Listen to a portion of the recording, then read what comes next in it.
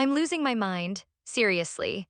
How can he just disappear over one sentence? Does the last 3 years of me walking on eggshells, of carefully managing his moods like a bomb disposal expert, mean absolutely nothing to him? He just gets to pack a bag and vanish, leaving me in the wreckage. He gets to be the victim because I finally, for once, said something real. You have to understand what it was like living with Milo. He was suffocatingly good, he never yelled. In 3 years, I never once heard him raise his voice. Instead, he punished me with silence. He built walls of it. If I was, say, 30 minutes late coming home from a client dinner, I wouldn't get an angry text. Oh no, I'd walk in the door and he'd smile, a tight, brittle thing, and say, "Hey, you're back. Hope it went well." And for the next 48 hours, I would cease to exist. He'd make himself coffee in the morning, but not me. He'd answer direct questions with single words. If I tried to touch him, he'd flinch away almost imperceptibly, like I was carrying a static charge. It was maddening, I would beg. Literally, I would follow him around our apartment, pleading, "Milo, please, just talk to me. If you're mad, just be mad, yell at me, anything is better than this." And he'd just look at me with those wide, wounded eyes and say, "I'm not mad, I'm fine." It was a lie, it was a weapon. And it always ended the same way, with me apologizing profusely for a crime I didn't fully understand just to make the silence stop. But the worst part, the absolute black hole of his insecurities that I was constantly pouring my energy into, was this crippling obsession with not being strong enough. Physically strong. He wasn't a small guy, but he was lean, more of a runner's build than a linebacker's. And it ate him alive.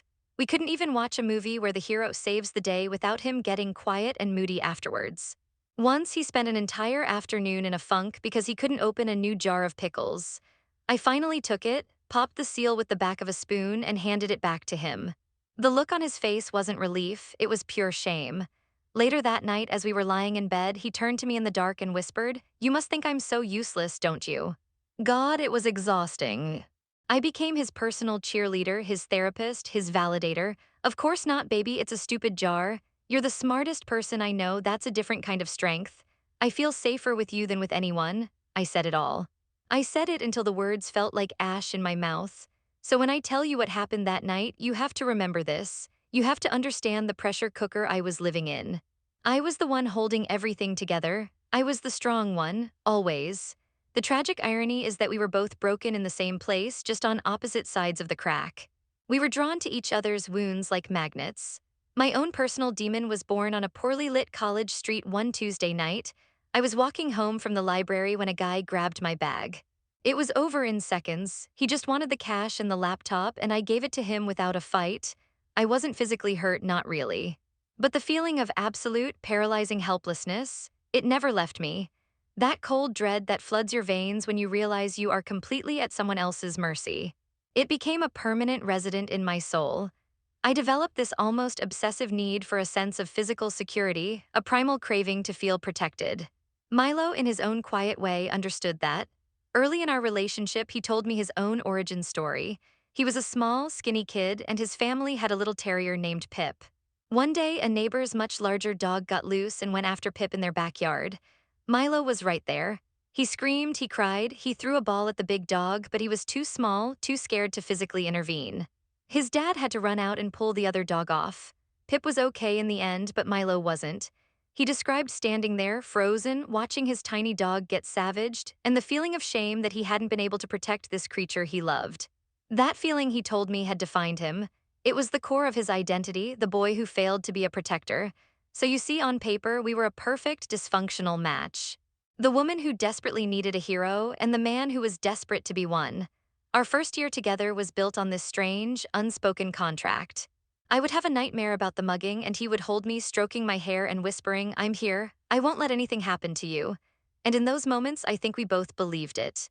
But the reality was a cruel joke. My trauma made me needy, constantly seeking reassurance that I was safe. His trauma made him fragile, incapable of providing that reassurance without it triggering his own deep-seated feelings of inadequacy. Instead of him being my rock, I had to become his. My need for a protector was constantly being sidelined by his need to be reassured that his lack of strength wasn't a fatal flaw. It was a closed loop, a snake eating its own tail, and we were both slowly being poisoned. The little trouble started with a pop, a loud, sudden bang that made me jump in my seat, my heart instantly trying to beat its way out of my ribcage. We were on our way back from a game night at our friend's new house, driving down a winding, unlit back road that was supposed to be a shortcut. The car lurched violently to the right. Damn it, Milo muttered, wrestling with the wheel as he guided the car onto the gravel shoulder. A flat tire. The darkness out there was absolute. No streetlights, no houses, just the dense silhouettes of trees pressing in on us. The kind of darkness that feels heavy. My breath hitched. That old, familiar cold dread began to seep into my bones. My mind, unbidden, flashed back to that college street. I squeezed my eyes shut. "It's okay, Dakota, it's just a flat," Milo said, his voice a little too high, a little too strained. "I'll have the spare on in no time." He got out of the car, and I watched him through the passenger window, the weak dome light of the car casting a pathetic glow. He fumbled with the jack, the instructions illuminated by the screen of his phone. He looked small and uncertain against the vast, oppressive blackness. I could feel a panic attack clawing its way up my throat. I was supposed to be the calm one, the one who would say, "Hey, it's no big deal, let's just call AAA." But the darkness and the isolation had short-circuited all my rational thought. I was that terrified college kid again.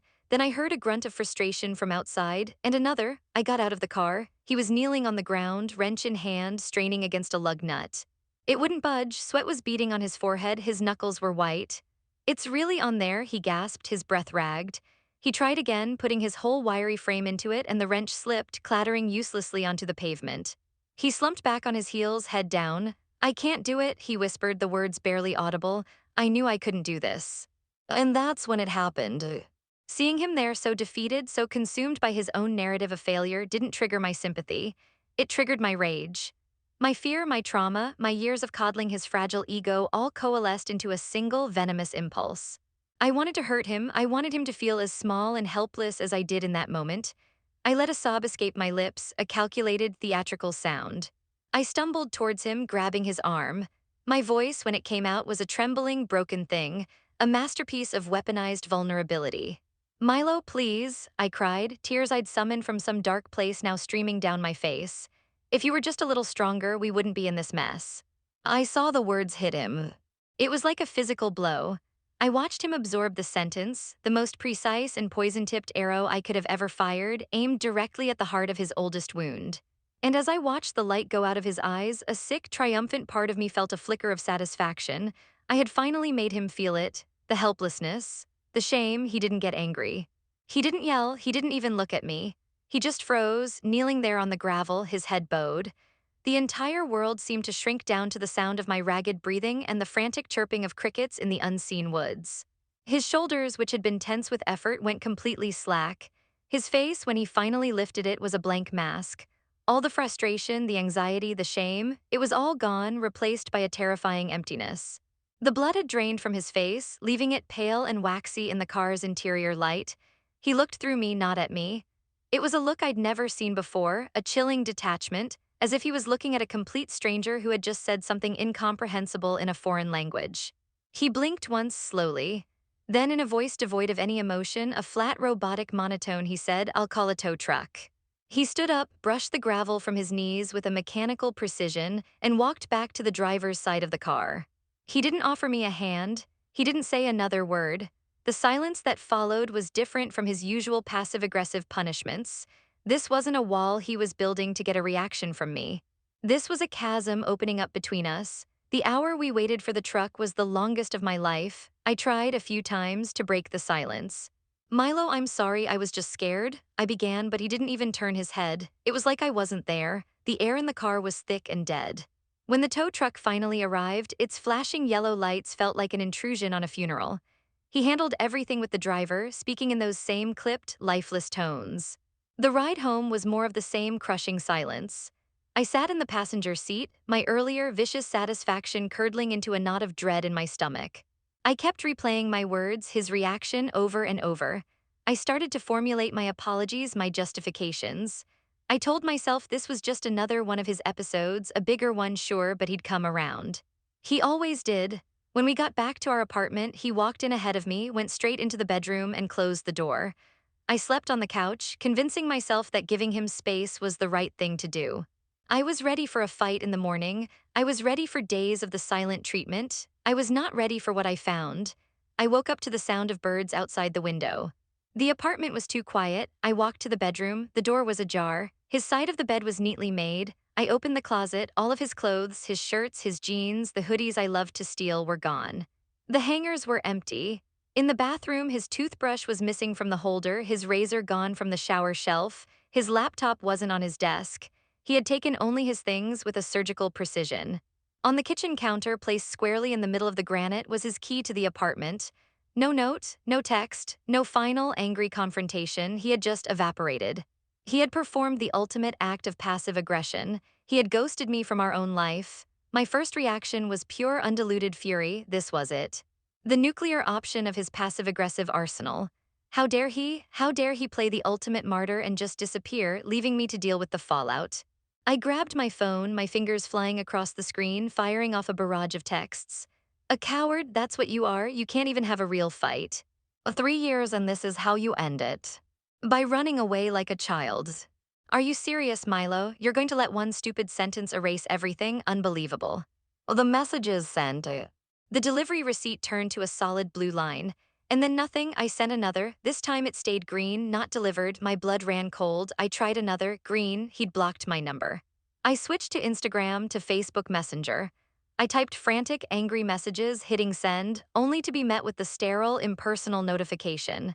You are unable to message this account. He had systematically, methodically excised me from his digital life. Panic began to bubble up through the anger. I called our mutual friend, Jess, my voice tight with a mixture of rage and a burgeoning sob. I launched into my tirade, painting the picture I had constructed in my head. Me, the long-suffering girlfriend, finally cracking under the pressure of his incessant insecurity, and him, the petulant man-child, taking his ball and going home forever because I hurt his feelings. I laid it all out, expecting her to join my chorus of outrage, to validate my sense of righteous indignation. He just left, Jess, packed his stuff and disappeared because I said he wasn't strong enough. Can you believe how ridiculously sensitive that is? After everything I put up with, I finished, breathless, waiting for her to say, "What a jerk." But she didn't. The line was silent for a long, heavy moment. When she finally spoke, her voice was not the one I knew. The usual warmth was gone, replaced by a weary, almost clinical tone. "Dakota," she said, and the way she said my name sent a chill down my spine. "Do you actually not get it, or are you just pretending not to?" I was taken aback. Get what? That he's a coward who can't handle confrontations. Another pause. I could hear her take a deep breath like she was steeling herself. "No, you didn't just say he wasn't strong enough to change a tire. You know exactly what you did. You took his deepest, most painful insecurity, the one he trusted you with, the story about his dog, the feeling of being a helpless little boy, and you confirmed it for him. You looked him in the eye at his most vulnerable moment and essentially said, 'You're right, you are that useless little boy. You failed to protect me just like you failed to protect everything you've ever loved.' You didn't just criticize him, Dakota. You took a scalpel and carved out his heart. You destroyed him. What did you expect him to say?"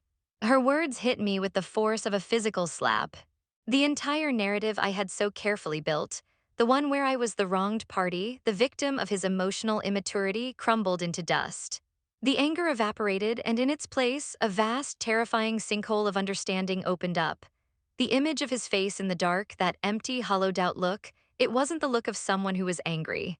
It was the look of someone who had just had their absolute worst fear realized by the one person who was supposed to protect them from it. I was the one who was supposed to be his safe harbor. And instead, I had become the monster. The days that followed were a blur of hollow silence.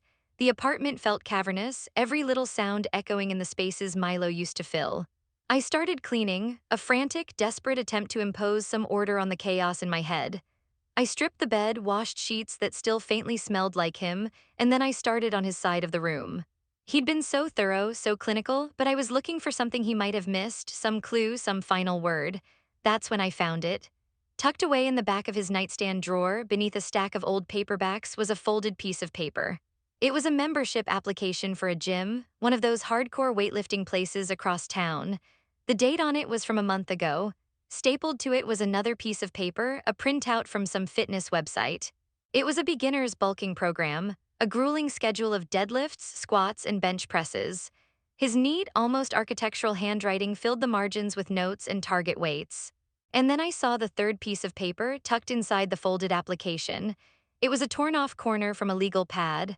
On it, in his familiar, slightly clumsy cursive, were just a few words. A mantra, a mission statement: get stronger for Dakota. The air left my lungs in a single painful gasp. It felt like I had been punched in the chest. This whole time, while I was growing more and more resentful of his insecurity, while I was rolling my eyes internally every time he expressed his feelings of inadequacy, he had been trying. In his own quiet, insecure way, he had been taking steps. He wasn't just wallowing in his self-pity. He was secretly, diligently, trying to become the man he thought I needed him to be. He was trying to fix the part of himself he hated the most, not for him, but for me. And I, in one exquisitely cruel moment, had taken his secret, fragile effort and smashed it to pieces. I had told him it was all for nothing. I sank to the floor, the papers clutched in my hand. The full weight of what I had done crashed down on me, and it was suffocating. I had been so wrapped up in my own narrative of being the victim of his passive aggression that I had been completely blind to his quiet struggle. I was the one who demanded he communicate, yet I had punished him when he did, turning his most vulnerable confession into a weapon. My phone was still in my hand. I opened up our old message thread, the one that ended with my string of angry, blocked texts. My fingers hovered over the keyboard. I started to type. I found the gym application. I deleted it, too guilt-inducing.